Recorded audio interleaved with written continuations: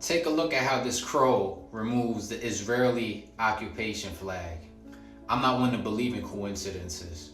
Everything happens for a reason. Mother Nature's speaking for educational entertainment purposes only.